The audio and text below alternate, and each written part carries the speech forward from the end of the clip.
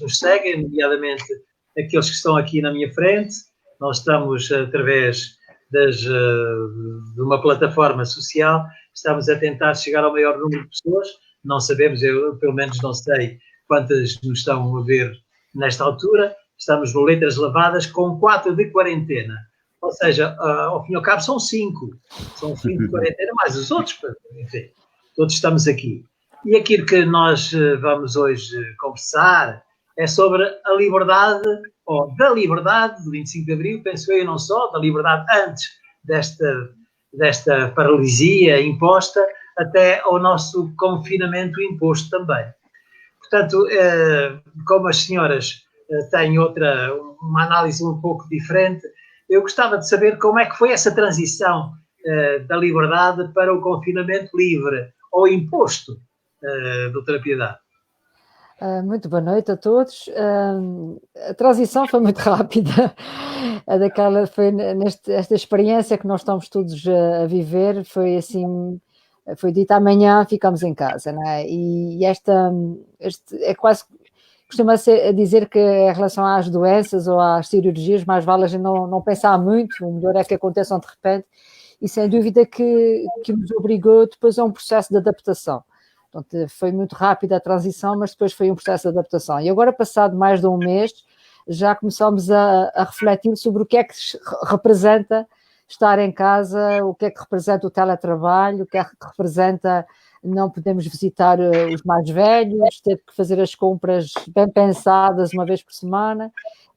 E, portanto, essa reorganização do espaço e a reorganização dos tempos está sendo uma aprendizagem. E ainda hoje eu pensava, vamos ter que outra vez reaprender quando isto acabar, porque sem dúvida que isto está a marcar o nosso dia-a-dia, e quando regressarmos a uma vida dita normal, vai haver muita coisa, desde logo as exigências de distanciamento social, de utilização de equipamento de proteção, que nos vão alterar a nossa relação com os outros, e algum receio que nós não tínhamos, porque éramos espontâneos, éramos impulsivos, abraçávamos, beijávamos, e agora somos obrigados a pensar que não podemos fazer isso.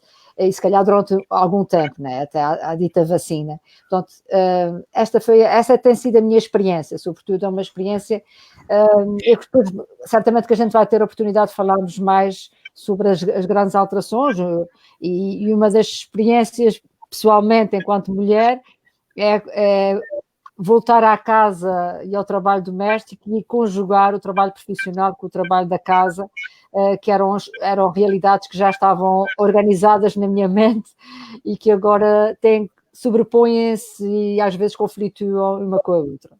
Ou seja, passou a ser uma matriarca, não é? Mais ou menos. Sérgio Resendes, como é que é possível nós, enfim, temos aqui 3 homens, 4 homens, como é que é possível o homem confinar-se a uma casa quando é vulgar o homem sair mais à rua, ir ao café, contatar com os amigos, enfim, ter uma vida mais liberta, não digo mais livre, mas mais liberta, digamos, do confinamento da casa. Como é que é possível? Foi fácil? Foi difícil? Boa noite a todos. Para começar, um grande abraço ao painel de oradores, às letras lavadas pela ideia. É assim, nós quando estudamos história, nós vemos que isto é cíclico. Portanto, e nós conseguimos perceber claramente os erros do passado. E, efetivamente, um dos grandes erros que aconteceram ao longo da história do homem, nomeadamente pela pneumónica há 102 anos atrás, foi, efetivamente, o facto das pessoas não terem feito uma quarentena eficaz. Portanto, aquela tendência de acharmos que isto é mais um vírus, isto é mais uma gripe, isto passa. O facilitismo com que as pessoas podem encarar uma crise desta dimensão leva-nos, hoje, nós que estudamos esses assuntos, a perceber que, efetivamente, estas ondas e estes vírus que a mãe natureza nos prepara uma vez por outra para mostrar quem manda é a natureza, efetivamente. Portanto, faz-nos pensar que, efetivamente, mais vale a pena estar em casa do que estar na cama de um hospital. Portanto, neste sentido, efetivamente, também sendo nós o género masculino, mais preparado pela mãe natureza, para andarmos mais por fora, não é? Nós éramos os caçadores-recoletores na época do Paleolítico, normalmente. A mulher ficava mais próxima das crias, etc. Portanto, efetivamente, penso que é uma questão de bom senso, é uma questão de inteligência. Perceber que, efetivamente, a César o que é de César, às autoridades o que é das autoridades, porque são nomeadas e eleitas para isso. Obviamente, nós, acreditando que, efetivamente, temos pessoas competentes, e isto, pronto, isto vale o que vale, temos e não temos, não é? Mas, efetivamente, torna-se relativamente simples perceber que a atitude mais inteligente é, efetivamente, ficar em casa. Isto implica... Diga. Eu não percebi. Eu estava a perguntar se é uma inevitabilidade. Penso que sim. Portanto, enquanto não adquirirmos os anticorpos, terá que ser. Porque a história também nos mostra isso. Por exemplo, a pneumónica de 1918, o ciclo passou aproximadamente em 2 meses e os que sobreviveram ficaram imunes. Nós, neste momento, penso que vamos ter esse problema. Se efetivamente não se desenvolver uma gripe, a verdade é que nós, em casa, estamos protegidos, e ainda bem que assim o é, mas simultaneamente não estamos a desenvolver imunidade. Portanto, o rescaldo desta situação ainda está para se ver, porque efetivamente o voltar à normalidade significa que nós vamos para a rua sem imunidade. Esperamos que efetivamente não haja uma segunda vaga ou uma terceira vaga, como é típico deste tipo de vírus, e que caso aconteça, até lá a gente consiga encontrar um mecanismo que nos dê essa resistência, como por exemplo a vacina.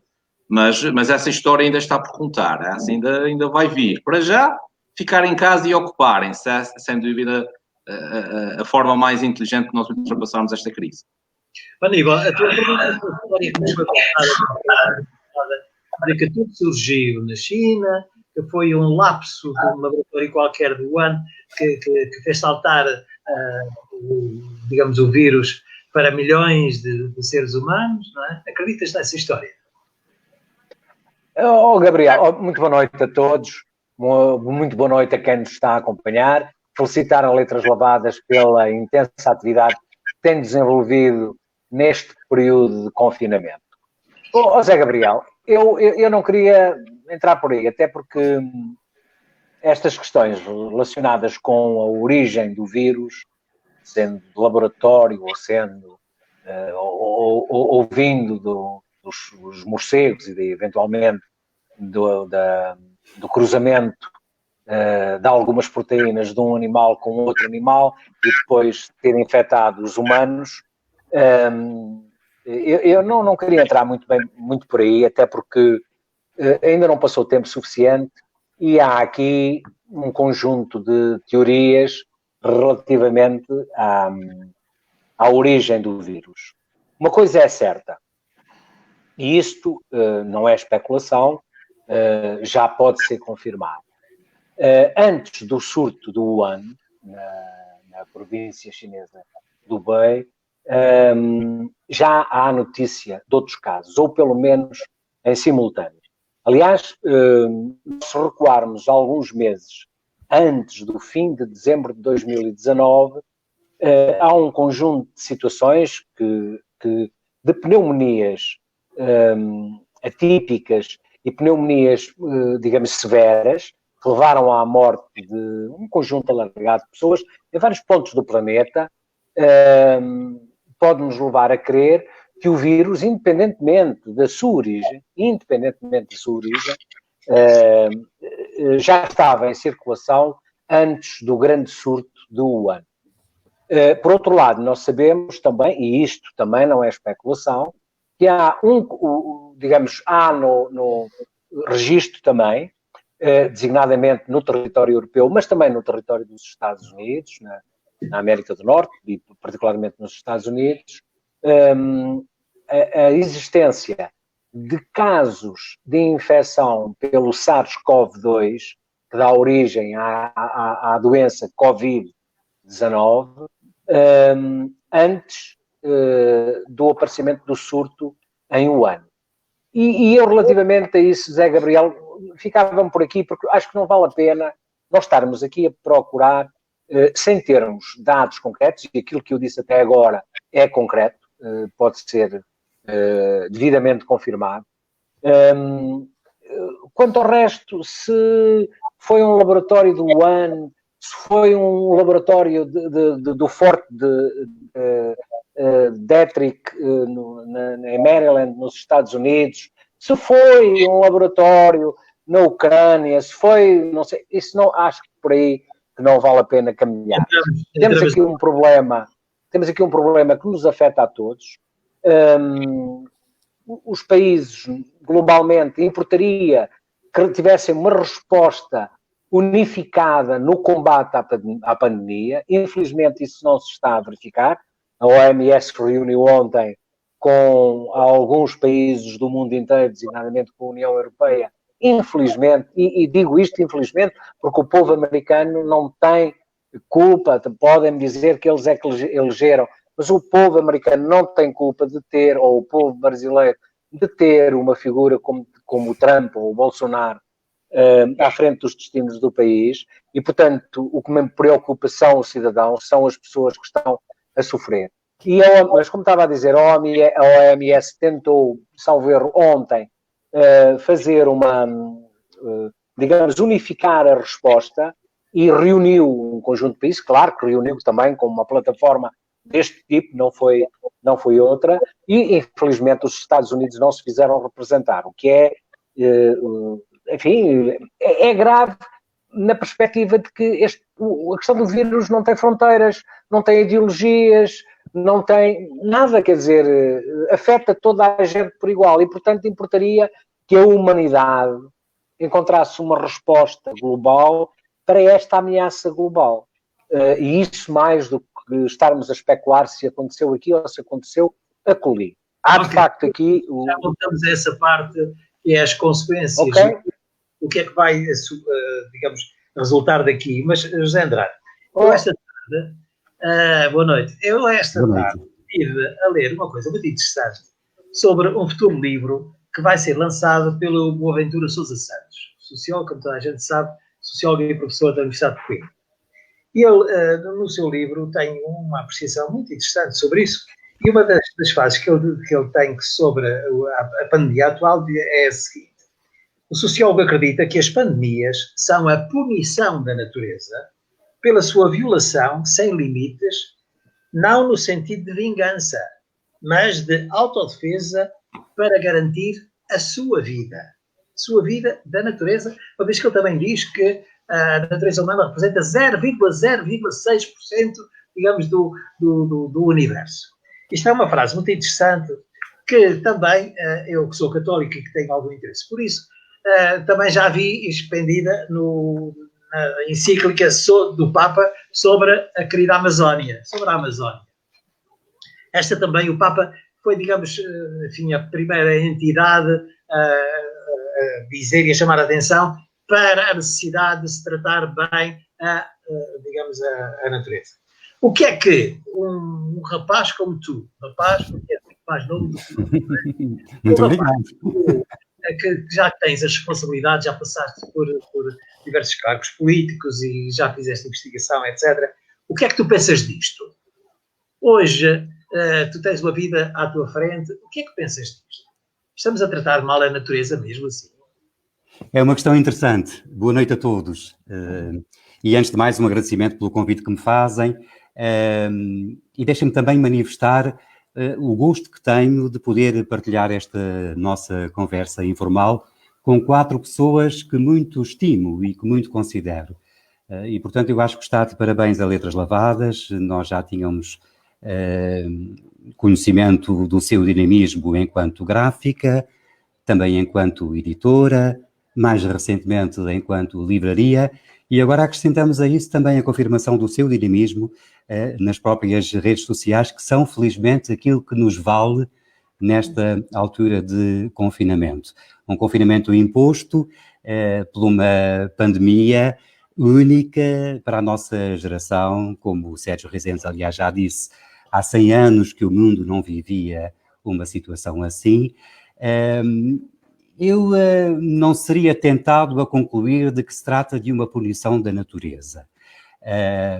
Eu acho que, de alguma forma, é responsabilidade humana, ainda que não seja a ocorrência, pelo menos a propagação, depende da responsabilidade de todos e de cada um. Agora, há uma coisa que me parece óbvia, pode não ser uma punição da natureza, mas tem sido de um enorme benefício para a própria natureza. A circunstância infeliz, convenhamos, de ter que parar praticamente o mundo inteiro, ironicamente, acabou por ser muito benéfica para o clima, para o planeta, para a natureza. Costuma dizer-se, como bem diz aliás o nosso povo, de que para grandes males, grandes remédios.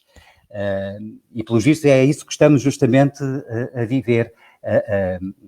A natureza, os problemas climáticos eram de tal forma graves e estavam e estão, infelizmente, a progredir de uma forma perfeitamente assustadora, que, pelos vistos, foi preciso uma pandemia, primeiro, para minimizar, pelo menos circunstancialmente, as consequências da ação do homem sobre o clima, e depois, oxalá que sim, possamos retirar desta pandemia e destas circunstâncias excepcionais uma lição de vida. Lição de vida para cada um de nós, mas para todos no seu conjunto e para a natureza, que é a nossa casa comum. Mas achas que a humanidade aprendeu em tão pouco tempo, num mês e meio, 2 meses? Achas que, digamos, a humanidade caiu assim e disse, não vamos por aqui?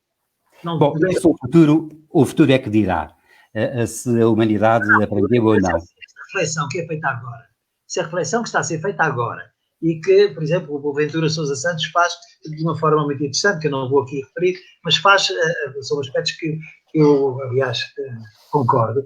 Será que a humanidade percebeu? Ou os subsídios que nós estamos a pedir à União Europeia são para continuar no mesmo sentido, no mesmo estilo, no mesmo sistema económico ou financeiro que nos conduziu até aqui?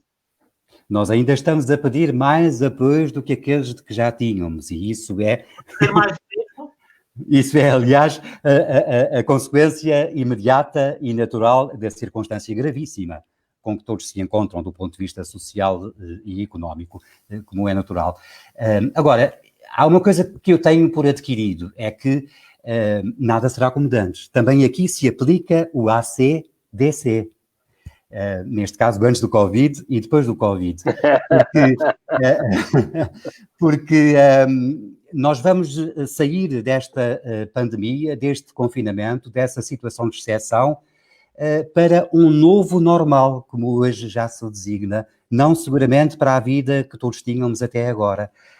Eu não sei por quanto tempo, mas seguramente que por muito tempo ainda, todos nós seremos confrontados individualmente e coletivamente com uma situação completamente diferente daquela que vivíamos. Vai ser muito desconfortável, para não dizer outra coisa, esse regresso, ainda que tendencialmente gradual, à vida ativa que todos nós teremos. Porque o clima de incerteza, o clima de desconfiança que vamos sentir em toda a parte e perante todos, vai impor-nos a nós próprios uma situação sem precedentes.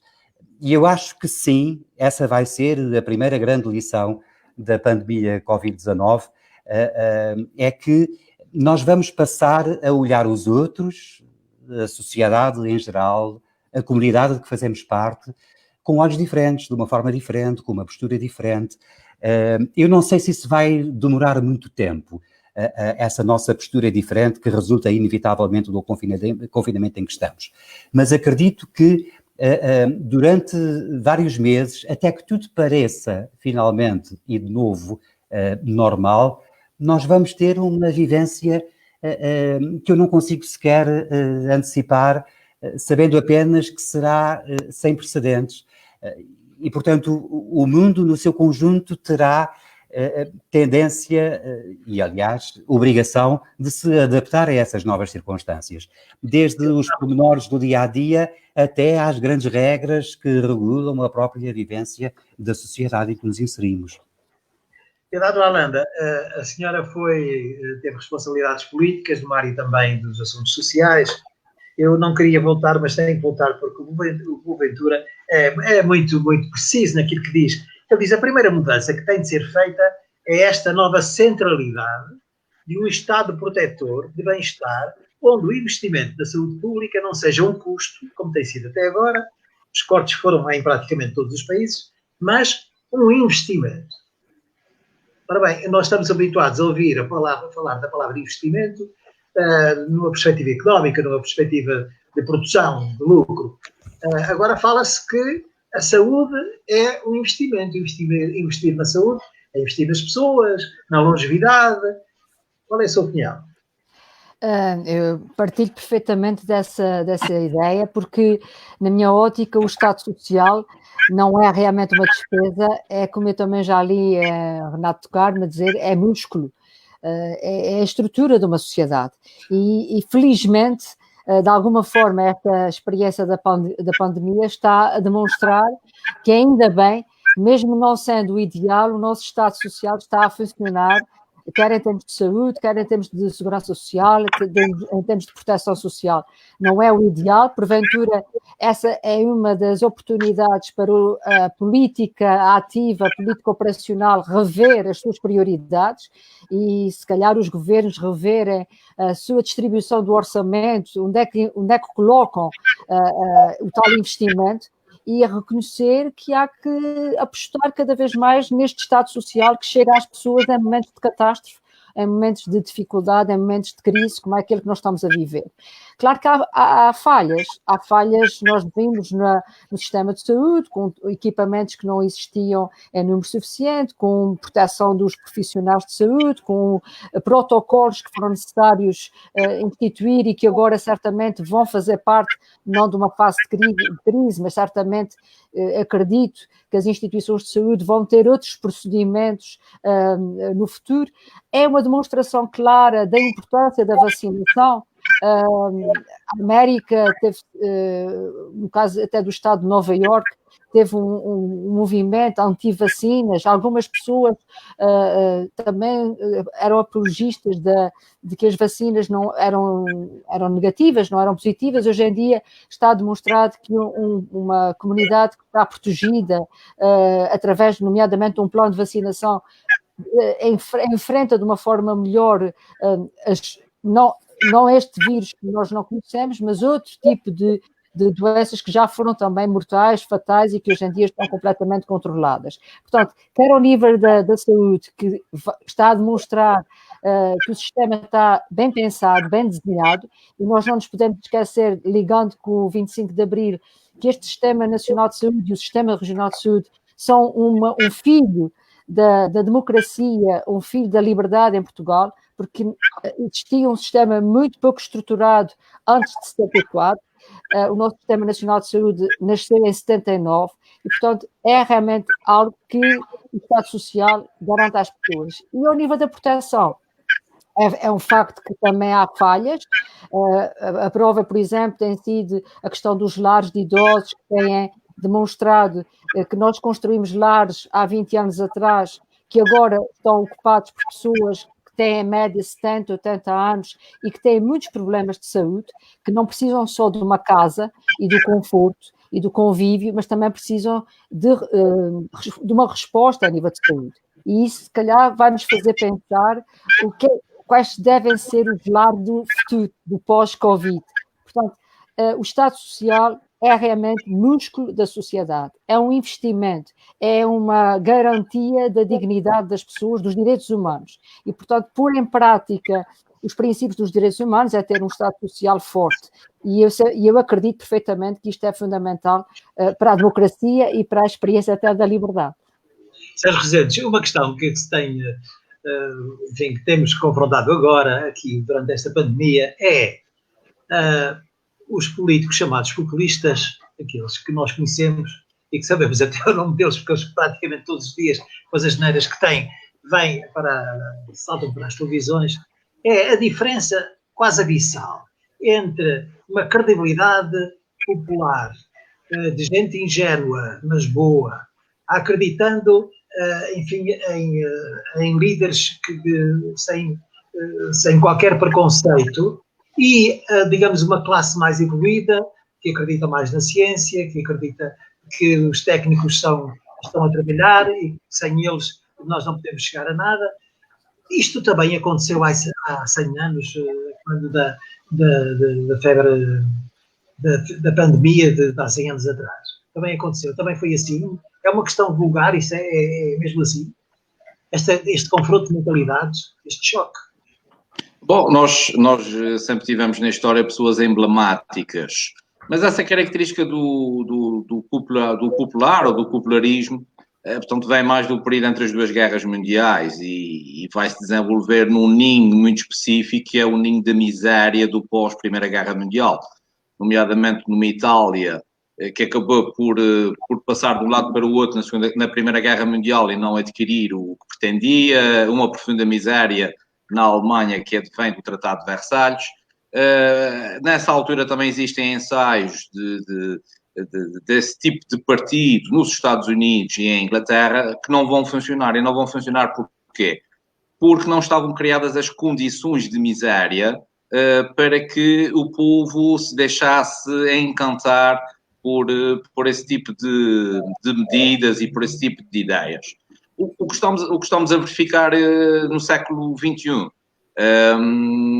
pode ter diferentes leituras. Não? Eu não estou a falar de ideologia dos líderes, eu estou a falar do tal ninho onde se desenvolvem essas ideias que vão alimentar esses sistemas.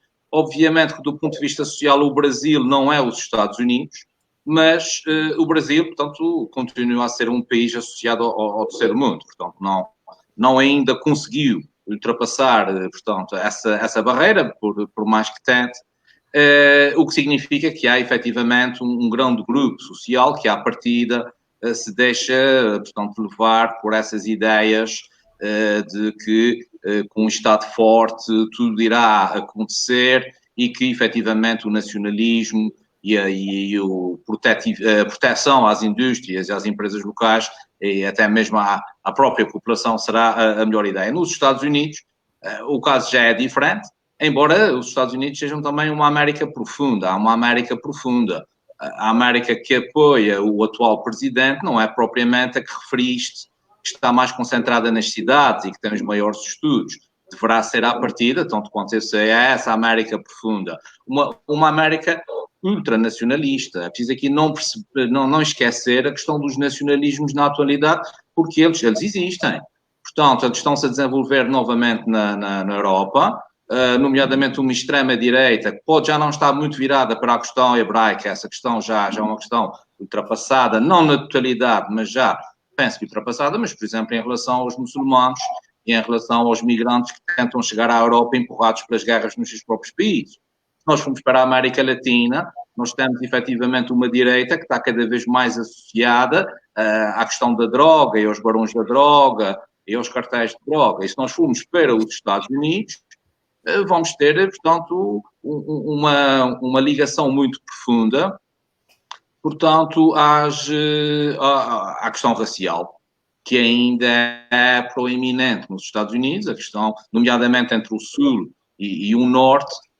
Portanto, continuamos aqui a viver uma série de assuntos que ainda não estão bem resolvidos e que estes presidentes já deram provas e evidências nos seus mandatos de que, efetivamente, acabam por concordar com estas ideias. Estou-me a lembrar nos Estados Unidos um certo silêncio que se fez em relação a alguns atentados raciais que foram feitos por essa extrema-direita. Portanto, a grande questão que eu vejo aqui é, efetivamente, como é que vai ser 2050, 2060, quando há previsões de que metade dos Estados Unidos estejam a guardar a outra metade em penitenciárias. Como é que vai estar a questão racial nessa altura? E até mesmo nós aqui na Europa, que com todas as devidas diferenças, voltamos a ter campos, não de concentração, mas de refugiados. E que, curiosamente, nesta questão do Covid, nós não sabemos muito bem qual é o ponto de situação deles, mas que, à partida, deverá ser calamitoso, não é? Quer dizer, se na sociedade dita normal, com sistemas de saúde, etc., está a ser o que é, quer dizer, eu acabo por não encontrar na comunicação social muitas referências ao que se passa nos campos de refugiados, mas de certeza que a situação deve ser grave, penso eu. como parênteses, eu só gostava de lhe perguntar, acha que a Europa precisa de integrar, ou, enfim, não é reintegrar, é integrar os refugiados que estão, digamos, nas fronteiras da Grécia, da Turquia? É necessário, nós precisamos disso como do pão para a boca, ou não? Porque temos uma Europa muito envelhecida. Eu penso que a Europa tem que fazer uma reflexão. Existem países que precisam de mão de obra, existem países que não precisam de mão de obra. Eu penso que esse estudo deverá ser feito a uma só voz, até mesmo porque temos uma União Europeia. E acho que devemos, efetivamente, assimilar e receber todos aqueles que necessitamos para que a Europa continue a ser forte e volte a ser um continente na frente do mundo. Já fomos, já não somos. Eis uma grande diferença em relação a 100 anos, ou há mais de 100 anos, não é?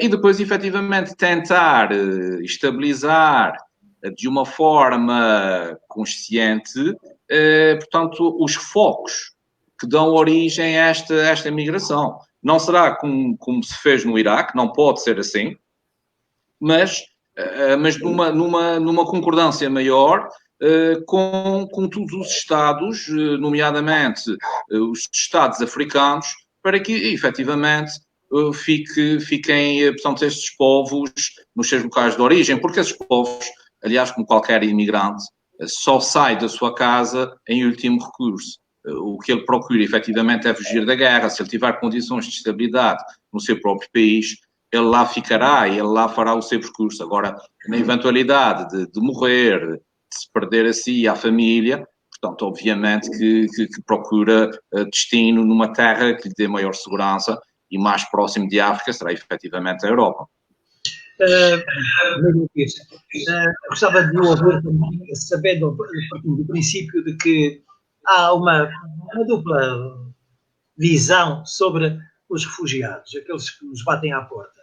É considerá-los como mão de obra barata, sejam bem-vindos, porque vocês vão enriquecer a Europa, e a outra perspectiva, uma perspectiva humanista, digamos assim, é venham, que a gente também precisa da vossa cultura. A Europa é, digamos, um continente multicultural.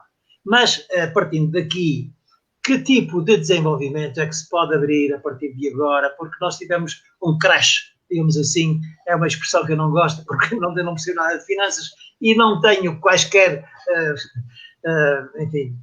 intenções de vir a perceber, mas houve um corte fundamental no crescimento. Quando dizem que o PIB teve, ou vai ter, digamos, a possibilidade de descer até mais de 2 dígitos, estamos perdidos. Penso que não. Portanto, que tipo de desenvolvimento é que vamos ter a partir de agora? Ou melhor, qual é o desenvolvimento que tu gostavas que houvesse a partir de agora? Bem, Zé Gabriel e caros amigos, relativamente à questão dos refugiados, e é importante aqui fazer aqui alguma distinção entre refugiados e imigrantes. Os refugiados, de facto, têm características diferentes. As opções por sair do seu país de origem, por sair da sua área de residência, da sua cultura, do seu espaço geográfico, têm motivações diferentes. Os refugiados fogem de situações de guerra em que a sua vida está em perigo. Os imigrantes procuram, de facto, melhores condições de vida por via da realização do trabalho noutros destinos onde há disponibilidade de trabalho e onde as condições de vida e os salários são mais elevados. E, portanto, é um direito legítimo, aliás, consagrado nos direitos humanos e também na Carta dos Imigrantes e das suas famílias, aprovado pelas Nações Unidas. Quanto aos refugiados, há aqui uma questão que me parece que é fundamental. É preciso... reparem uma coisa. Por exemplo, na Síria, quem está fora quer regressar à Síria. E quer regressar, e vai regressar certamente logo que a situação na Síria esteja estabilizada. Importa saber é porque é que não está estabilizada, importa saber é porque há que a situação na Síria dura há tanto tempo. Mas eu posso referir aqui uma outra questão. Recentemente, na Venezuela, acabou por sair grande parte da população da Venezuela, por diferentes motivos, e não vamos aqui agora aprofundar a questão política relativamente à Venezuela.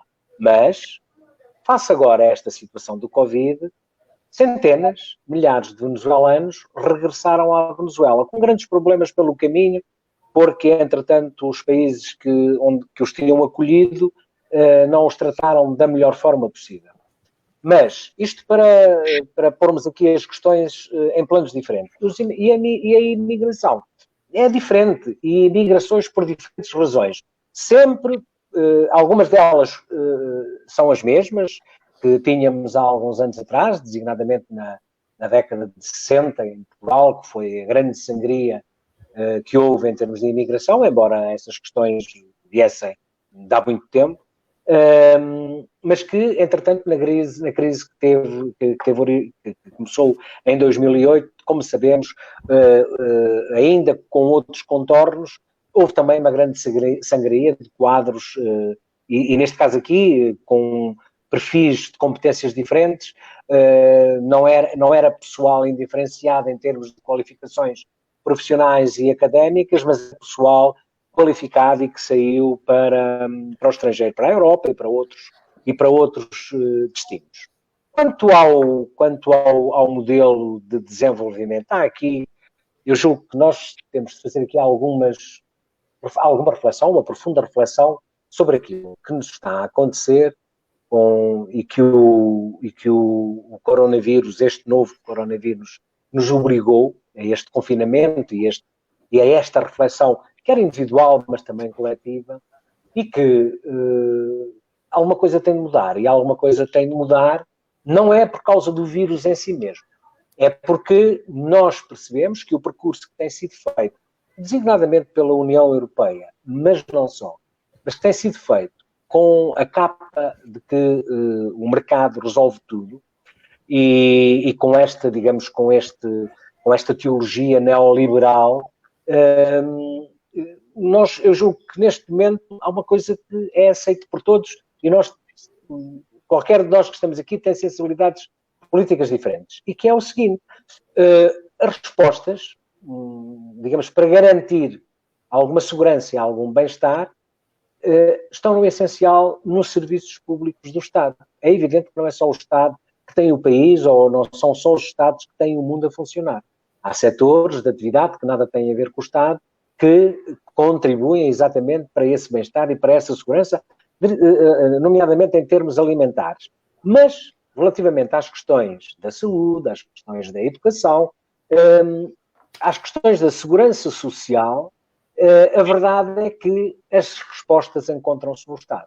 E, portanto, esta ideia que fez escola, enfim, nos últimos anos, do menos Estado, melhor Estado, parece-me que tem de cair. E que as grandes preocupações que nós temos de ter daqui para a frente, independentemente da atividade económica do setor privado, mas as grandes preocupações que nós temos de ter são, efetivamente, de ter o Estado a assegurar não só estes cuidados que eu referi, a saúde, a educação, a segurança social. Aliás, isto toda a gente saberá, por exemplo, os seguros privados de saúde, que são, digamos, um complemento ou um eventual substituto da segurança social ou de outros sistemas de segurança públicos, a verdade é que eles não servem. Temos hospitais privados fechados e temos uma outra coisa que é os seguros privados não cobrem os custos do tratamento, por exemplo, da doença, desta pandemia, do Covid-19. E, portanto, é bom que se repense aquilo que aconteceu nos últimos anos, que foi, digamos, o privatizar tudo. E podemos vir aqui até a uma situação que nos diz muito a nós, açorianos, e que tem a ver com o seguinte. O Presidente do Governo Regional tomou aqui decisões, que certamente nós até concordamos com elas, relativamente ao transporte aéreo. E fez isso onde pôde. Onde não pôde, não fez. Fez isso onde? Fez isso com a SATA. Porquê? Porque a SATA é de capitais exclusivamente públicos. A TAP também. A TAP não, José Andrade, a TAP não. É 50-50. Isto independentemente do Governo da República ter tomado uma atitude diferente. Isso, José, mas eu até nem queria ir por aí pela discussão. É mais esta questão. O Governo Regional pôde dizer à SATA, não faz só isto. Porquê?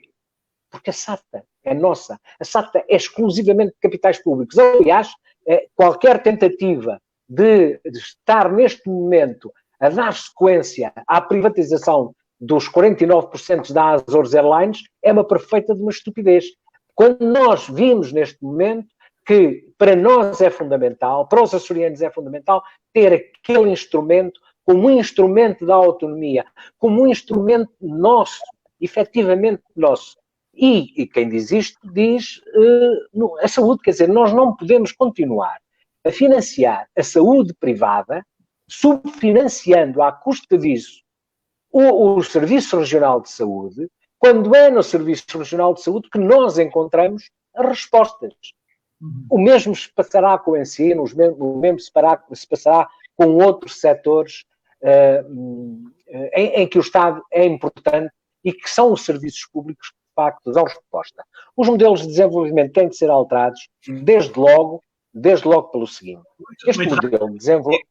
Zé Gabriel, deixa-me só dizer mais isto e eu depois acabo, depois interrompo. Não é só mais isto. Sim, com certeza. O desenvolvimento, o modelo de desenvolvimento que está instituído, digamos, no primeiro mundo, no mundo ocidental, como se queira chamar, mas não só, na China também, na Rússia também, eventualmente noutros países não estará, mas nestes também está assente num modelo de desenvolvimento de aumento continuado do consumo. Ora bem, parece-me que este modelo não é compatível com o planeta. O planeta tem recursos finitos e, portanto, estarmos a fazer um aumento continuado do consumo à conta do esgotamento dos recursos naturais, só pode dar mau resultado. Só pode dar mau resultado porque os recursos são finitos. Eu diria que o fascismo, com a capa do neoliberalismo, não é verde, ou melhor, que o capitalismo não é verde. Portanto, precisamos de um modelo de desenvolvimento equilibrado e sustentável.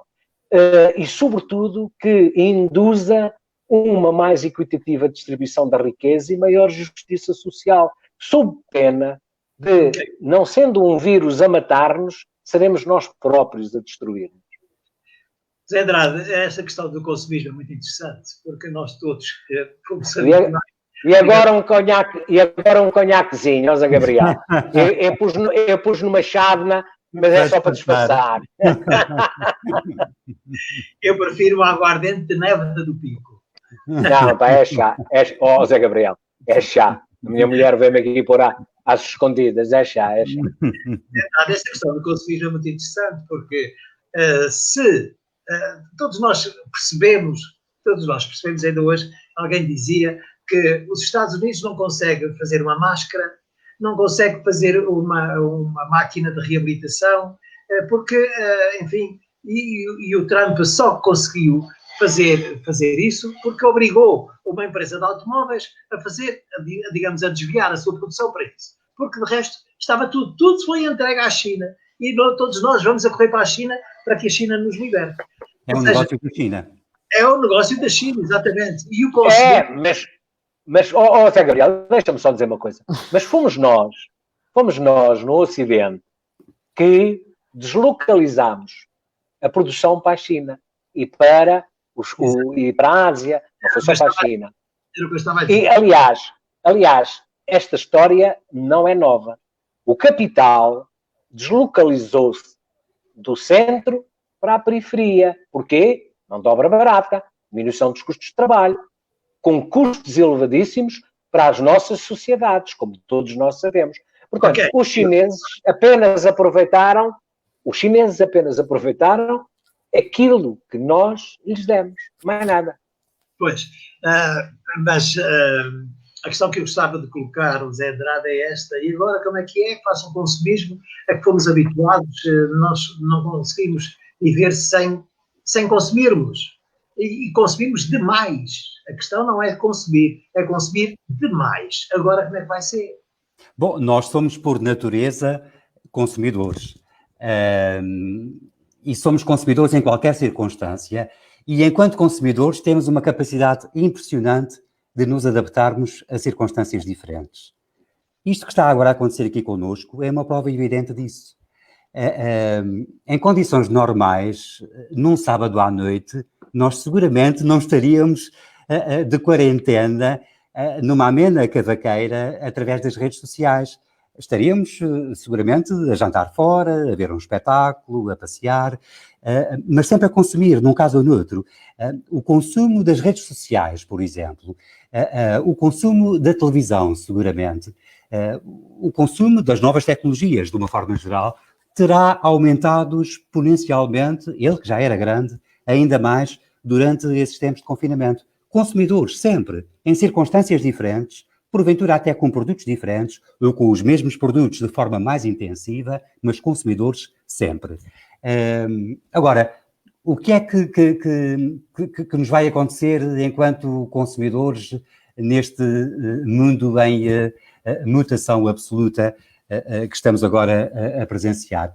Eu tenho com o Aníbal Pires muitas afinidades, algumas cumplicidades, desde logo a nossa amizade, o nosso interesse comum, por exemplo, pela cultura em geral e pelos livros em particular. Exatamente. De tal forma recíproco, José. É verdade. De tal forma que hoje, em condições normais, estaríamos ambos nas portas da cidade a comemorar o 25 de Abril. O 25 de Abril, certamente. Mas também tenho, enfim, opiniões muito diferentes da dele. Desde logo um posicionamento ideológico substancialmente distinto, como é natural, e nós assumimos de parte a parte e respeitamos-nos mutuamente. Por exemplo, tem a ver com o consumo, tem a ver com uma presença excessiva, o quanto baste, do Estado na vida dos cidadãos, na economia em particular. Nós temos, legitimamente, opiniões distintas. Eu acho que o Estado deve estar em setores absolutamente determinantes para o bom funcionamento da sociedade. A saúde é, antes de mais e acima de tudo, um bom exemplo. O Sistema Nacional de Saúde, nestes tempos de pandemia, faz a sua prova de vida, e ainda bem que ele é público, mas depois também há setores igualmente importantes do ponto de vista estrutural para o bom funcionamento e para o bom desenvolvimento de uma sociedade que podem, e eu até acho que devem, ser partilhados e, porventura, até liderados pela iniciativa privada.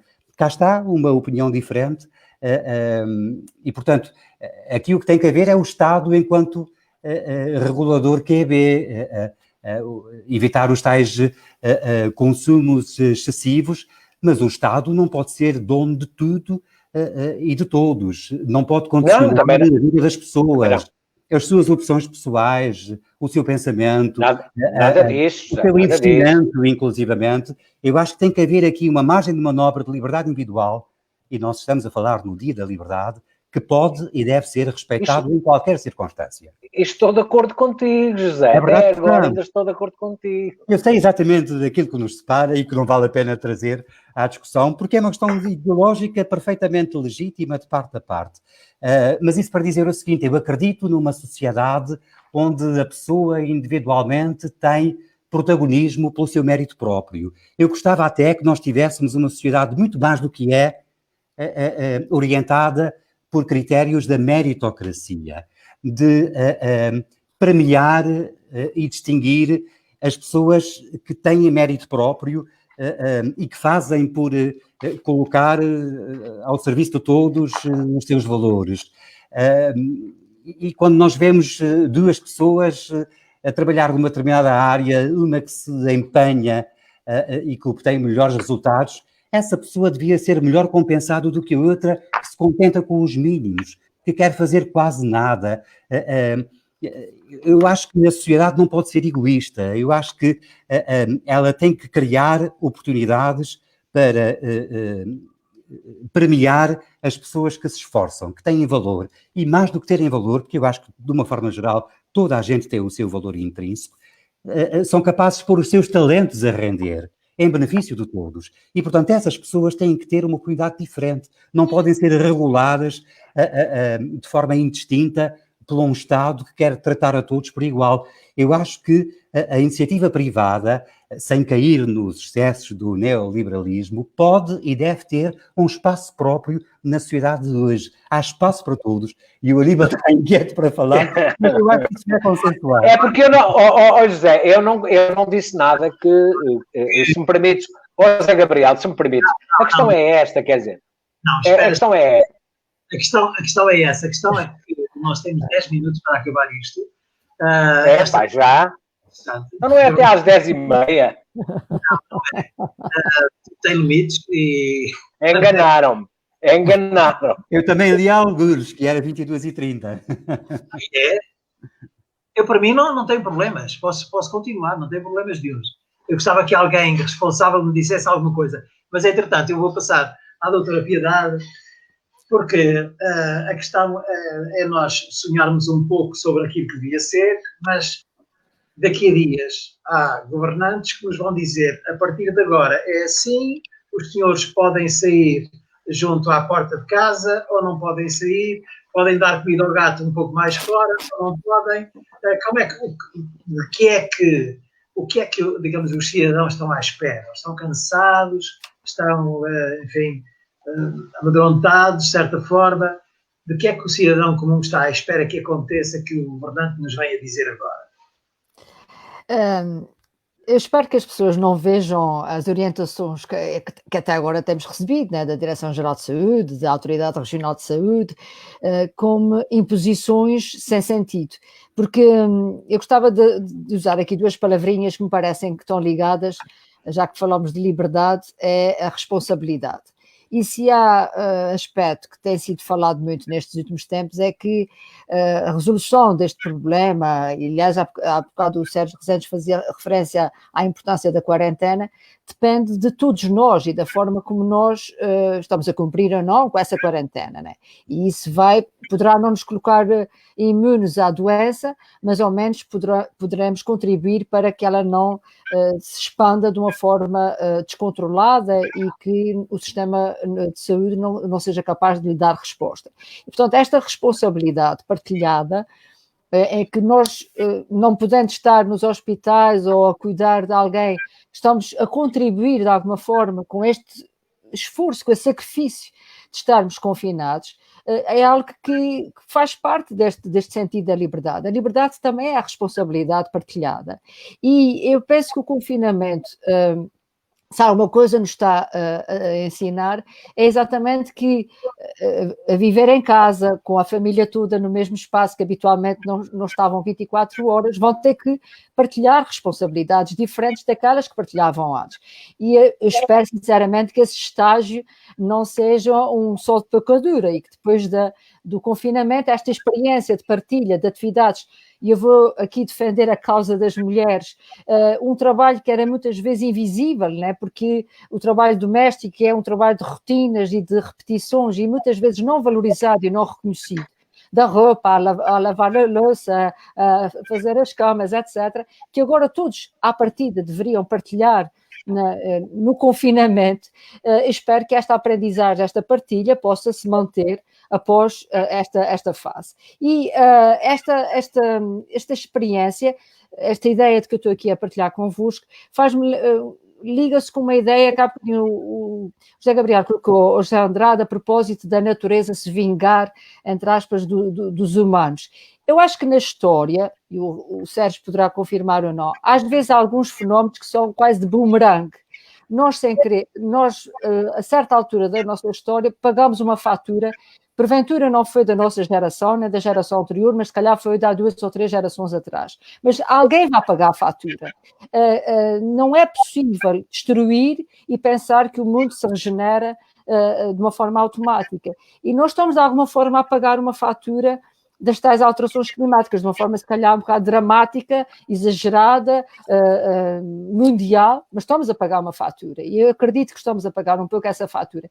E se não refletirmos um pouco sobre isso, nomeadamente a questão do consumo que foi aqui falado, o excesso, o desperdício, o exagero, as más escolhas alimentares, as más escolhas daquilo que nós consumimos e que nos podem imunizar ou defender das doenças. Fala-se tanto de uma alimentação saudável, a roda dos alimentos que os meninos aprendem na escola, e depois, quando chega à prática, a gente vê que o consumo nas escolas ainda se faz de muito açúcar, de muitos produtos que não são saudáveis. Portanto, há que repensar o nosso estilo de vida, e este tempo que nós estamos aqui confinados é um tempo para refletirmos sobre isso, sobre os modos de vida dentro de casa, os nossos modos de vida em relação à natureza, a nossa relação com a produção agrícola, com a produção hortícola, com o que a nossa terra pode dar e o que não dá. Portanto, eu penso que há muito que vai mudar. Ora bem.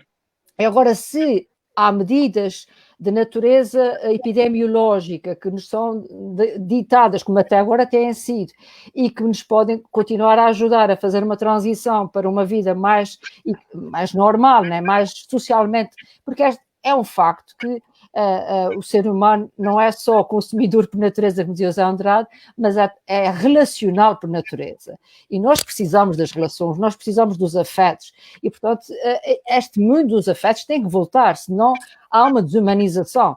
Eu não acredito que um doente a ser tratado por alguém completamente fardado, da cabeça aos pés, sinta a humanização, porque ele precisa do toque, ele precisa do olhar, ele precisa sentir que as suas necessidades, claro que ele muitas vezes está num quadro clínico muito complicado, mas isto faz parte da relação, faz parte do cuidar, faz parte do estar com o outro, e portanto nós temos que recuperar isto, senão a humanidade não vai ser a humanidade, vamos ser um mundo de astronautas numa estratosfera que eu não sei bem o que é isso, se calhar será daqui a um século ou dois, não sei se a gente vai viver todos com uma campânula de vidro à volta da cabeça, pode ser o futuro, mas eu já não estou cá de certeza absoluta. Portanto, eu sou do mundo dos afetos e do mundo das relações, e isso eu tenho a certeza que é fundamental. Por isso é que este tempo está a ter um efeito a esse nível que nos deve também fazer refletir. Portanto, este confinamento também nos faz perceber o quanto nós precisamos desta humanização, inclusive até para educar bem as nossas crianças. Claro que isto agora está a revelar, por exemplo, um déficit na área das tecnologias. Os nossos meninos nem todos têm os meios para chegar à educação, que é uma conquista de abrir, a universalização do acesso ao ensino, e agora o nosso combate já não é contra o analfabetismo, mas é o combate contra a ausência de recursos técnicos para que todas as crianças possam ter o ensino à distância. Portanto, há aqui novos desafios para o futuro. Outros direitos que não se falavam, aliás, agora já começa a aparecer, e achei graça, alguns novos emojis, né, para pôr na televisão, no computador, porque há novas realidades que vão surgir. Portanto, eu penso que a partir espero bem que seja de maio, nós vamos ter uma vida melhor, mas eventualmente não é ideal que nós gostaríamos de ter, mas isso não é o mais importante. O mais importante é que esta responsabilidade partilhada que nós aprendemos a ter neste momento no confinamento possa moldar as nossas relações em relação aos outros. O nosso olhar em relação àqueles que moram na nossa rua, a atenção àqueles que precisam de mais presença. Eu tenho a certeza de que aumentaram não só os consumos das redes sociais, mas os telefonemas. As pessoas precisam de falar umas com as outras. E se calhar não pode parar depois da pandemia. Temos que continuar a lembrarmos daqueles que estão sozinhos, a dar-lhe uma telefonadela, a ouvir as pessoas mais idosas que, porventura, vão ter uma vida mais limitada, segundo rezam as orientações, mas que precisam de uma palavra, porque senão vamos ter problemas ao nível da saúde mental, vamos ter problemas ao nível do agravamento das doenças crónicas das pessoas idosas, e portanto nós não podemos entrar numa sociedade doente a partir do fim da pandemia. Nós temos que, e essa doença é a doença da não relação, porque nós precisamos da relação, nós precisamos dos afetos para sermos felizes, e temos que descobrir, se calhar, a relação com a natureza, a paz da nossa beleza, da nossa natureza. Há tanta coisa que esta sociedade, que o José Gabriel dizia, muito centrada num consumo, fez-nos esquecer que há coisas bem mais importantes que nós, se calhar, deixamos de parte. E agora estamos todos a precisar disso. Estamos com uma ressaca de não ter possibilidade de consumir um olhar do mar, da praia, a Lagoa das Sete Cidades. Portanto, nós precisamos de coisas tão imateriais, que não se compram, que não se vendem no supermercado. Para não entrarmos em parafuso. Ora bem, para não entrarmos em parafuso, parece que o Governo Regional ontem criou uma linha telefónica destinada aos aparafusados, digamos assim, que vai desde as 9 da manhã até às 20, com um psicólogo à disposição dos aparafusados. De maneira que quem estiver nessa situação, e devemos estar todos um pouco mais não seja 1%, pode contatar, porque vai encontrar uma voz do outro lado para nos aconselhar. Nós podemos ir até às 10h30, vocês tinham razão, eu é que julgava que estava na televisão ainda, porque estes programas... Já quero dizer sobre isso o seguinte, posso? Nós temos aqui a correr, à medida que a conversa se desenrola, um conjunto de comentários de pessoas que nos acompanham. E há, por exemplo, uma Sónia Muniz, que tinha dito exatamente isso. Continuem, está a ser um debate muito interessante e de grande partilha de conhecimento. Obrigado, Letras Lavadas, pelo grande painel e iniciativa. E houve um outro comentário há pouco que põe, inclusive, a ideia de se lançar uma petição para que regressasse à televisão o José Gabriel Ávila. O José Gabriel acha que o José Gabriel está a gostar da sua vida de aposentado. Não é isso, o meu tempo já passou. Para tudo há um tempo. Claro, José Gabriel. Não, mas sabe bem ler uma coisa assim, sobretudo relativamente aos amigos. O Sérgio Rezendes, porque como historiador ele deve ter sabido, para além dos números e dos dados que são interessantes, o que é que aconteceu depois àquela gente que foi afetada, àquela sociedade que foi afetada há 100 anos? Como é que eles se reabilitaram depois? Há notícia disso? Acima de tudo, a recuperação dos afetos. Portanto, os afetos vão voltar e eu acredito que voltem com mais força. Em 1918 já se sabia que um espirro poderia levar o contágio a 7,5 metros de distância. E, obviamente, que ao longo da história, estou-me a lembrar da gripe espanhola, tem 18, mas também posso ir à peste bubónica, a famosa peste negra no século XIV. Portanto, há a tendência natural das pessoas se afastarem, mas uma vez o perigo ultrapassado, portanto, as pessoas têm a tendência natural, porque somos seres sociais, de voltarem a agregar-se e a distribuir, portanto, os afetos. Eu penso que os afetos vão voltar com muita força, agora provavelmente vão voltar também de uma forma diferente. Porque há claramente aqui um antes-Covid e um pós-Covid. Portanto, tal e qual como houve um antes pneumónica e um depois pneumónica. Acima de tudo, o que aconteceu com a pneumónica foi aquilo que eu considero e que eu chamo a alma açoriana. Ou seja, nós por natureza, e somos o resultado desses 500 anos de isolamento e de vulcanismo e de sismos e de fome e de pestes tendencialmente nós acudimos, quando a situação se descontrola, nós acudimos e vamos apoiar o vizinho e vamos apoiar aqui e vamos apoiar ali, e eu conheço histórias nos Açores de lugares que ficaram com o apoio de uma senhora, por exemplo. Não estou a falar de uma freguesia, estou a falar de um lugar, portanto um contexto mais pequeno, no Pico, em que toda a gente adoeceu e aquela senhora saiu e foi acudir a toda a gente. Aqui em São Miguel, portanto, os soldados, as senhoras de primeira classe foram chamadas pela Cruz Vermelha, foram acudir onde puderam. Aliás, vão ser condecoradas, é a primeira vez que eu conheço a mulher açoriana a ser condecorada pela Cruz Vermelha, pela pneumónica de 1918. E depois, efetivamente, o que estava a acontecer é que a pneumónica cai exatamente num contexto de crise terrível. Nós já estávamos com problemas nas importações e exportações desde o início da guerra em 14. porque os nossos mercados de abastecimento ou de venda tinham entrado no conflito, portanto, e quando está em guerra, não tem tempo a andar a comprar ananás, nem a mandar medicamentos para os açorianos, há outras prioridades para eles. E depois, a partir do momento que entramos em 16, a situação vai piorar, Ponta Delgada é bombardeado em 17, como havendo mortes e feridos, portanto, em 1918, até Nossa Senhora aparece em água de pó. Portanto, a situação é calamitosa, uma crise profundíssima, mas que em 19, já no pós-guerra, se mantém e que vai ser ultrapassada pela interajuda, pelo desenvolvimento de um forte mercado interno. E quando digo mercado interno, não digo só a ilha, eu digo as ilhas. As ilhas têm que ser esse mercado interno. Não se justifica que se abandonem produções agrícolas em São Miguel, se elas estão a vir, sabe-se lá de onde, para a Graciosa ou para as Flores. Isso não faz sentido. Nós temos que explorar esse mercado interno, efetivamente abastecer as ilhas, porque essa é a nossa tradição histórica. Quando uma ilha tinha falta de algum género, a outra ao lado acudia e à primeira oportunidade fazia chegar. E depois, efetivamente, procurarmos uma nova solução para produtos de exportação.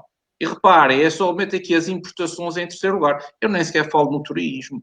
Andamos aqui à espera do turismo. O turismo isso vai levar muito tempo. Desde que as pessoas ganhem confiança novamente para entrar num avião.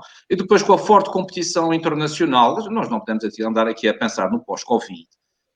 À espera que o turista apareça. Quer dizer, isso é uma ilusão, isso é uma miragem. Nós temos... Qual é a sua alternativa? Qual é a minha? A alternativa. O que, se não é o turismo, o que é que vai ser? É exatamente o que eu estou a dizer. Portanto, para já, uma forte ligação entre as ilhas, aparece o cargueiro, o avião cargueiro. Nós estamos à espera desde 1945 de um avião cargueiro. Aparece um avião cargueiro.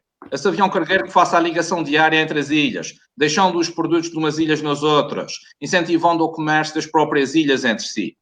Arranja um sistema de trazer os doentes, da mesma maneira como antes se faziam nas nossas ilhas, uma urbana saía de manhã, regressava ao final do dia. Por que não um helicóptero para apanhar os doentes, para levar os médicos? De manhã fazia uma ronda, da parte da tarde trazia os doentes e deixava-os em casa. Então tem que ser por aí. Nós temos que colocar as novilhas a bater em uma só voz. As novilhas não têm que andar à espera dos produtos que vêm de fora. Nós não podemos sobreviver à espera que os outros nos venham acudir. Isso não existe, isso nunca existiu. As ilhas sempre foram deficitárias. E o problema que também se gerou e que o Covid vem demonstrar claramente é que nós estamos completamente fora do nosso ambiente tradicional, que era o trabalho da terra. Não se justificam que haja ilhas nos Açores que não têm tomate porque o navio não chegou, o navio do continente, ou alfaces. Tudo bem que precisamos do gás, tudo bem que precisamos dos combustíveis, mas existe uma série de produtos que efetivamente as ilhas sempre tiveram e que agora deixaram de ter. Portanto, nós temos que começar por reanimar estes mercados internos e esse mercado interilhas, e até temos uma companhia de navegação e até temos uma companhia aérea para o fazer. Mas que se adapte ao avião mais pequeno, que esse avião mais pequeno, neste contexto de crise, tirem-lhe os bancos, passa a avião cargueiro e começa a fazer uma ligação diária entre todas as ilhas, transportando como os Dakotas da SATA faziam na altura do Aerovacas. Eu tenho fotografias de pessoas que infelizmente já não estão cá, mas que me passaram essas fotografias em que os bancos eram junto à fuselagem, eram na lateral, e no centro iam os frescos do dia, de São Miguel para a Terceira. Então, o que nós temos é que nos fiarmos uns nos outros, nas novilhas, temos que efetivamente desenvolver e voltar a recuperar o nosso mercado de exportação, temos que ser inventivos, temos que ser engenhosos na descoberta de novas soluções, porque foi sempre assim que nós nos safamos do passado. Um bom exemplo foi o ciclo do ananás, o ciclo do chá, o ciclo da beterraba. Portanto, eram produtos que não eram originários de cá, mas que a determinada altura, graças à necessidade, ou infelizmente devido à necessidade, tornaram-se ex-libris dos Açores. E, efetivamente, não estamos aqui sempre fiados naquilo que vem de fora, ou naquilo que mandamos para fora. Obviamente que a lavoura é muito importante, mas nós temos que trabalhar outras áreas e temos que pensar, acima de tudo, que primeiro estão os açorianos. Os açorianos são cerca de 250 mil, são 9 ilhas dispersas no Atlântico e em pleno século XXI, quiçá na terceira década do século XXI, estão ligados por ferramentas fantásticas que não existiam no passado e que nos possibilitam, em 20 minutos, levar produtos de um lado para o outro. Pois então vamos explorar isso, e vamos explorar isso bem. E até acredito que os açorianos não se importem de pagar um pouco mais por isso, sabendo que estão efetivamente a ajudar a outra ilha, a ilha ao lado. Eu posso acrescentar uma coisa? Eu só queria dizer o seguinte, nós estamos a caminho do final, agora sim estamos a caminho do final, temos sensivelmente mais um quarto de hora, de maneira que eu queria que tomassem atenção a isso. Mas há uma questão que o Sérgio Rezendes levantou, que eu gostava de ver um pouco mais aprofundada, que é a questão da terra. Nós já produzimos muito, nós já produzimos muitos laticínios, nós produzimos muito leite, muito queijo, alguma manteiga, exportamos, etc. Então, o que é que vai mudar também aí, no setor primário? Vai mudar alguma coisa? Tem alguma coisa para mudar? Bom, muito rapidamente. Desculpa, Sérgio. Não, desculpa. Pronto, a questão eu respondo relativamente rápido. Portanto, efetivamente, nós temos que voltar a produzir aquilo que produzimos. Eu vou dar um exemplo. Eu ainda não encontrei álcool da Sinaga à venda, desde o início da crise. E nós, com uma fábrica de produção de álcool, eu não encontro álcool da Sinaga. Eu sei que ele existe, eu sei que ele está aí para algum lado, mas eu não encontrei e ainda não encontro. Como é que se justifica que nós, com uma fábrica de produção de álcool, numa crise destas, não consigamos encontrar o álcool da Sinaga? Bom, eu penso que é efetivamente quando nós deixamos de ter matéria-prima, abandonamos a produção da beterraba e estamos agora dependentes de importações de rama que vêm de fora. Portanto, é essa a ideia que eu tenho. Portanto, até mesmo a própria lavoura, eu penso que a lavoura tem que se adaptar um bocadinho. Porquê é que nós não temos manteiga magra açoriana? Porquê é que se eu quero manteiga magra, tenho que comprar manteiga magra do continente? Mas porquê? Já chegaram ao leite magro, já há muito tempo. Inclusivamente já, portanto, com diferentes modalidades. Mas eu acho que isso é um processo lento. Numa era em que muito se diz sobre a alimentação das pessoas, devemos evitar gorduras, etc, etc, porque é que não há esta rapidez de acompanhamento do mercado? Eu não tenho esses estudos, mas eu acredito que uma pessoa consciente, cada vez mais que vá ao hipermercado comprar manteiga, opte pela manteiga magra. Mas pronto, quer dizer, são dois exemplos do que acho que tem que ser feito. Para além de um regresso a produções que podem ser feitas, eu vou dar outros. Houve uma altura que nós tínhamos ananás enlatado, açoriano. Houve a altura que nós tínhamos açúcar em triângulos, que era vendido em embalagens especiais para as senhoras tomarem chá às 5 da tarde. Há tanta coisa que se pode fazer. O tomate enlatado, sei lá. Pronto, há realmente muita coisa. Portanto, eu penso que nós temos a terra fértil, sempre se disse isso. Nós até temos o exemplo da história, nós até temos boas ideias, nós somos imaginativos por natureza. Agora, se calhar, falta aqui uma questão que o Zé disse há pouco. É, efetivamente, nós vivemos numa sociedade de mérito. Porque, efetivamente, nós não vivemos nessa sociedade de mérito. Eu vejo para a sociedade que me controla, digamos assim, dentro da liberdade que tem, e efetivamente são muito escassos os exemplos que eu vejo de mérito. Bom, e quando for assim, o próprio povo açoriano também encontrou a solução, é ir amanhã o que há, mas pronto, não deixa de ser lamentável, porque efetivamente nós temos tudo à nossa frente, basta apenas estarmos atentos e sabermos acompanhar o que a nossa história nos diz e o que a nossa terra nos transmite. Aníbal, já Andrade fica para o fim. Aníbal, eu voltava a esta questão, a questão da agricultura, a questão da pecuária, a questão da produção de leite. Nós temos, enfim, demos um salto muito grande na produção. Será que vamos continuar a produzir muito leite para quê? Para quê? Será que também aí alguma coisa tem de mudar? Certamente, José. E há aqui uma questão, e eu folgo em ouvir que, digamos, algumas pessoas, designadamente o Sérgio, digamos, a vir para uma posição que é defendida há muito tempo e que tem a ver com a diversificação e o aumento da produção. Diversificação e aumento da produção. Não estou a falar aumento da produção em termos da agropecuária, mas na diversificação e aumentar alguma produção. Para quê? Para garantir um mínimo de soberania alimentar. É evidente que nós, pelas nossas próprias características, não teremos condições, nem o próprio país, eventualmente, para ter soberania alimentar. Mas há um mínimo pelo qual nós devemos lutar. Eu atualmente penso que isto já não acontecerá, mas não há muito tempo via-se na lista dos produtos que nós importamos salsa. Quer dizer, é inadmissível que se importe salsa, quer dizer, a salsa dá-se nas pedras, quer dizer, enfim, dá-se em todo o lado, não faz nenhum sentido. E isto parece uma caricatura, mas julgo que exemplifica. E nós precisamos, de facto, disso. Porque, reparem uma coisa, quando agora se falou, fechamos isto, fechamos os aeroportos, os portos, etc. Está bem, fechamos e comemos o quê? Não é? Porque nós não produzimos o suficiente para nos alimentarmos. E dificilmente o conseguiremos, independentemente de o futuro, digamos, tem de ser por aí também, na procura da diversificação e do aumento da produção regional e da produção nacional.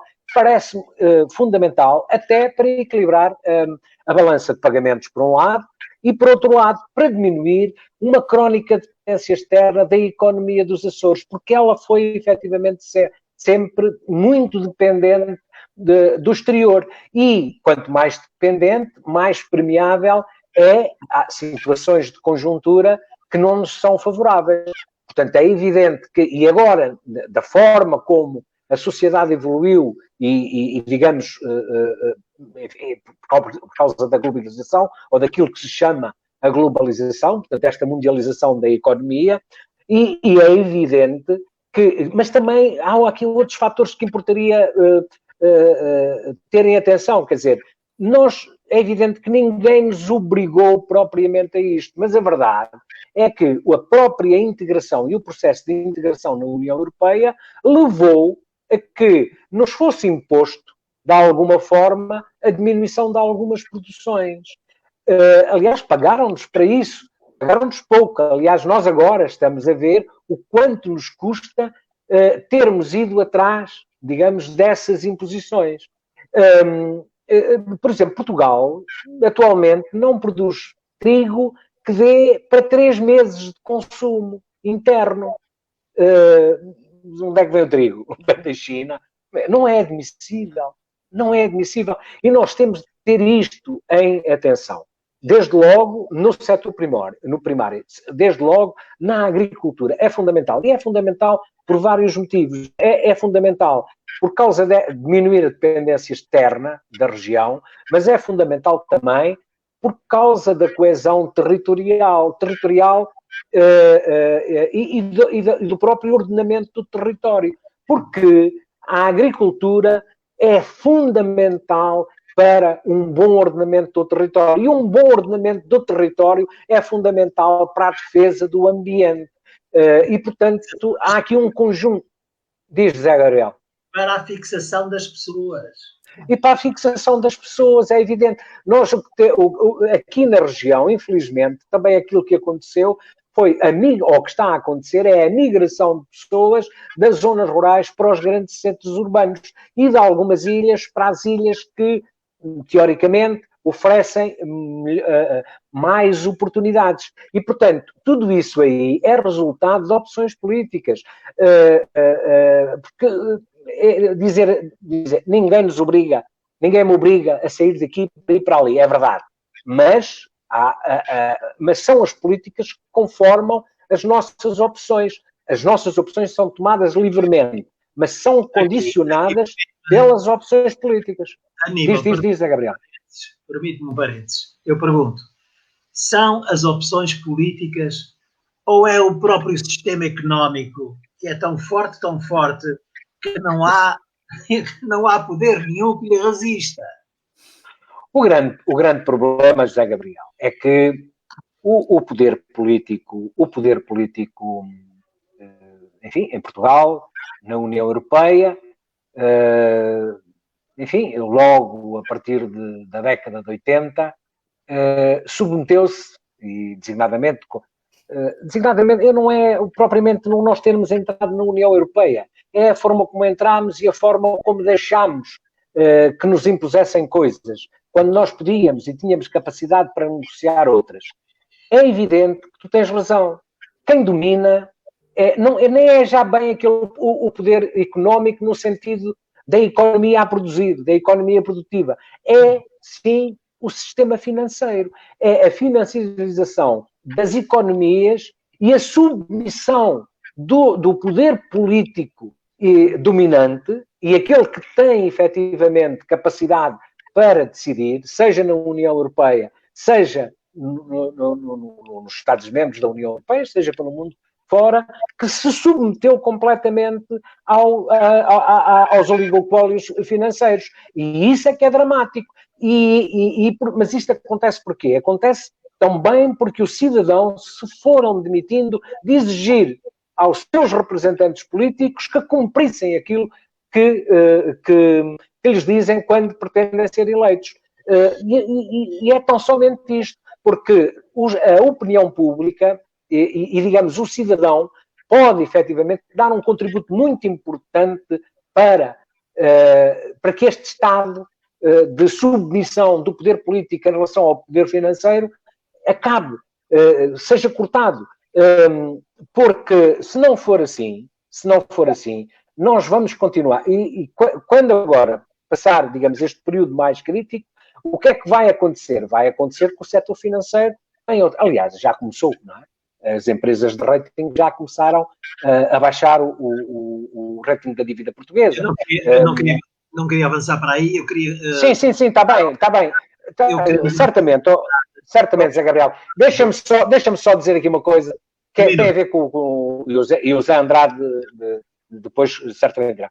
Nada daquilo que disse o José Andrade relativamente à intervenção do setor privado contraria aquilo que eu penso. Antes, pelo contrário. O que eu acho é que o Estado não tem que estar em tudo, efetivamente. Mas não é isso.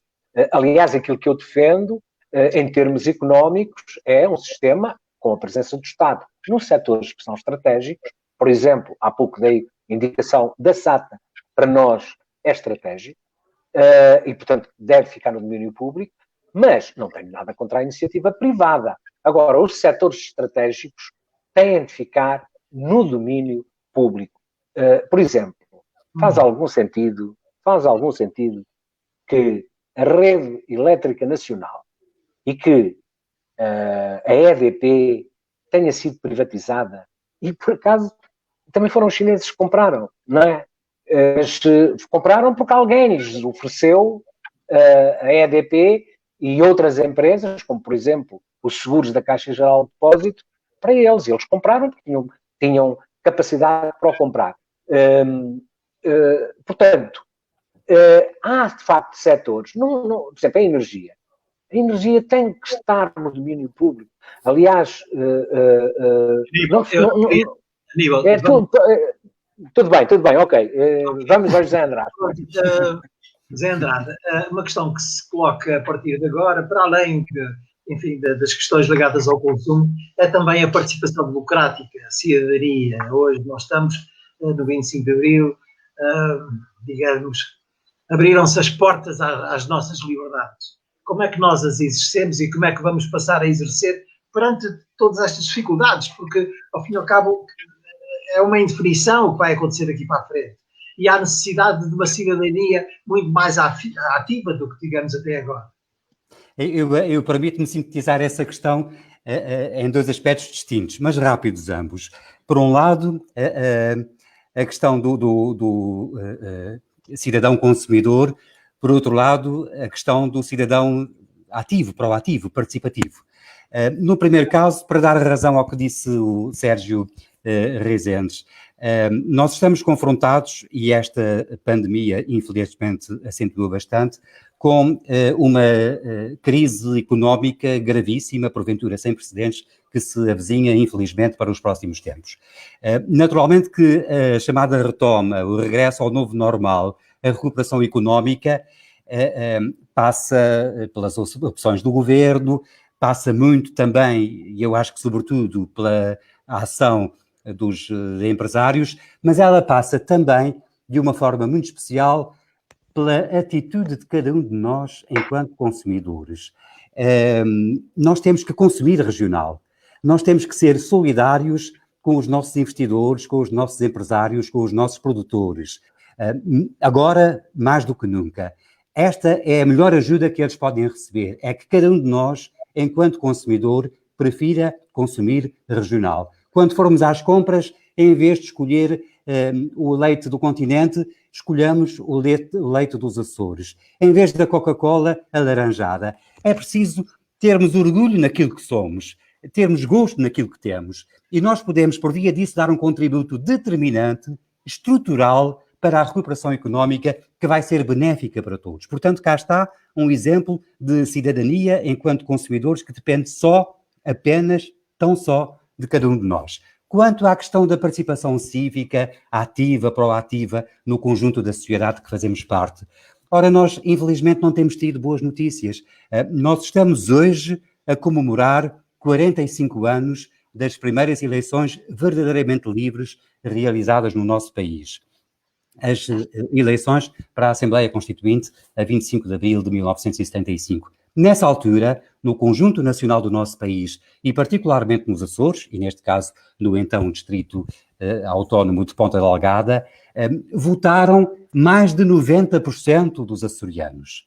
Ora, passaram 45 anos e nas últimas eleições para o mesmo Parlamento Nacional abstiveram-se praticamente 60% dos açorianos. Eu acho que isso está a ser um sinal contrário daquele que nós devíamos ter. À medida que estamos a avançar na democracia e que supostamente estamos a ficar mais amadurecidos na nossa consciência democrática e na assunção das nossas responsabilidades cívicas, nós, ironicamente, estamos a desresponsabilizar-nos do direito e do dever de ter uma palavra ativa na condução dos destinos da nossa região, do nosso país.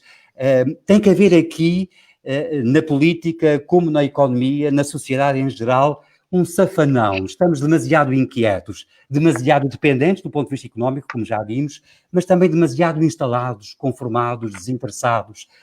E é preciso... Também é verdade, também é verdade. Oxalá que esta lição do confinamento possa também ter resultados práticos a esse nível.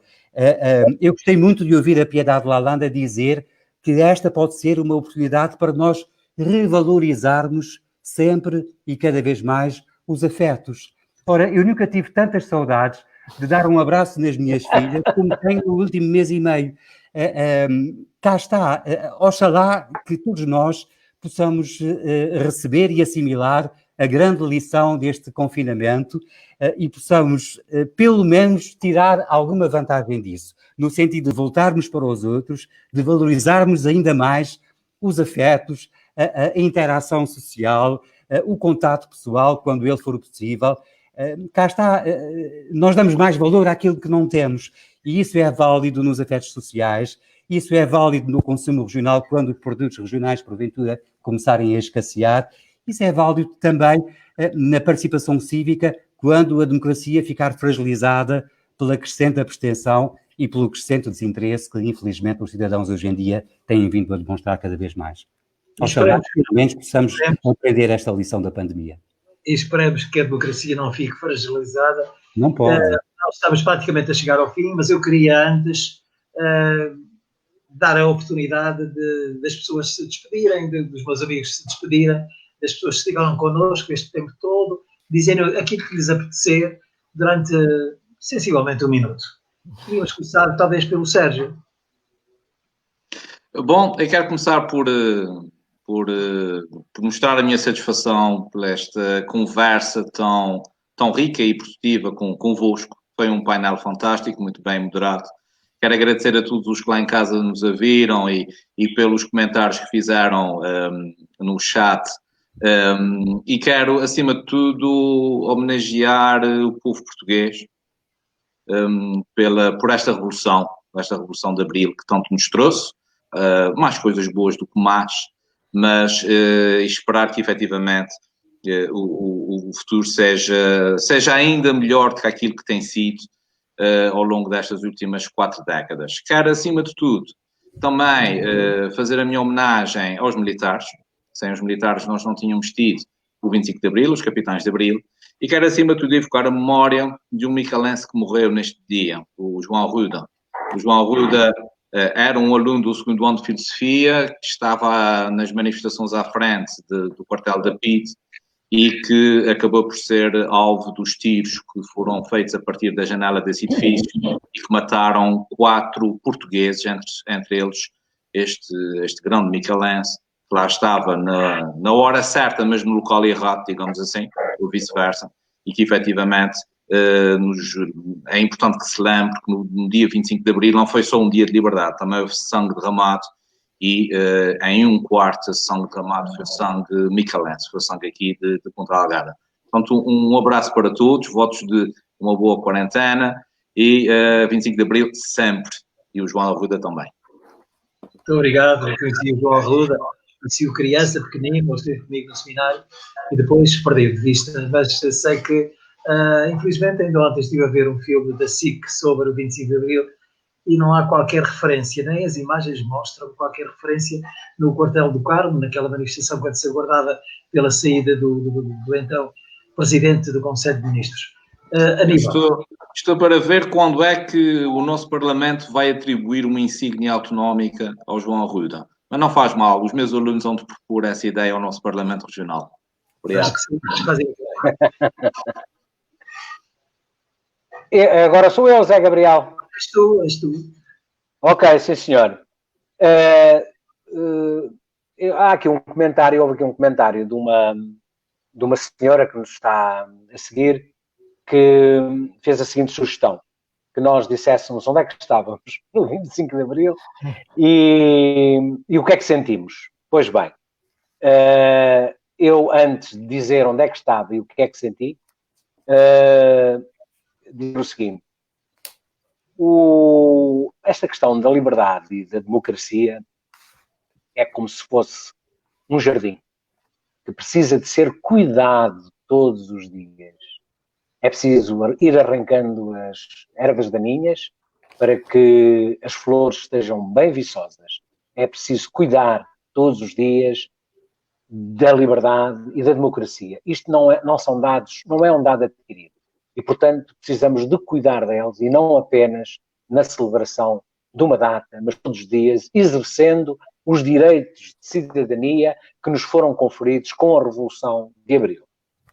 Bem, eu estava a acabar o então ensino secundário, eu vivia numa vila, atualmente uma cidade, na Vila do Fundão, no coração da Beira Baixa, aliás, na chamada Cova da Beira, e deslocava diariamente de comboio para a Covilhã, para acabar lá o ensino secundário.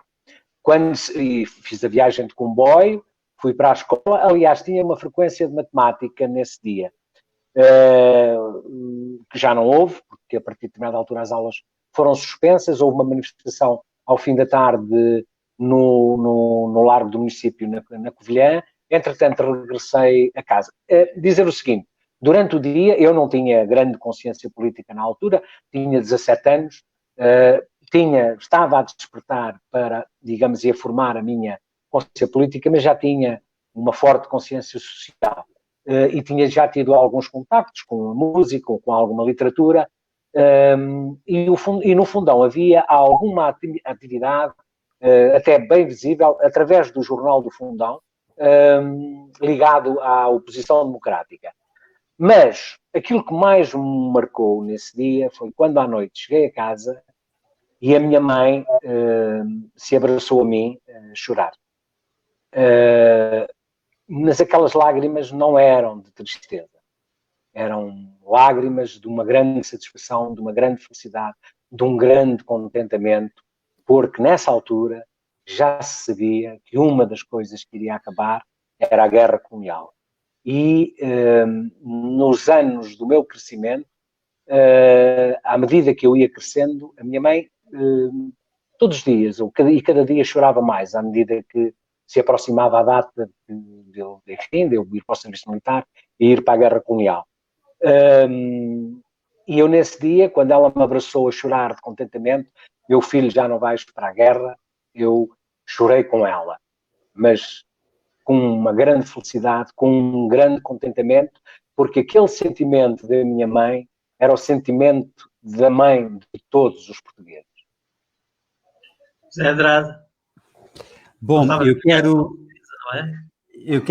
é verdade, não me lembro exatamente onde é que estava no 25 de Abril, eu tinha 8 anos, provavelmente um dia em que não precisei de ir à escola, mas já depois disso, enfim, em vários trabalhos de investigação que fiz e que deram origem, inclusive, a algumas publicações editadas pela Letras Lavadas, tive ocasião de aprofundar o meu conhecimento sobre o 25 de Abril, particularmente nos Açores, e fiquei absolutamente fascinado com o que ele foi e, mais do que isso, com o que ele representou e o que ele tem sido.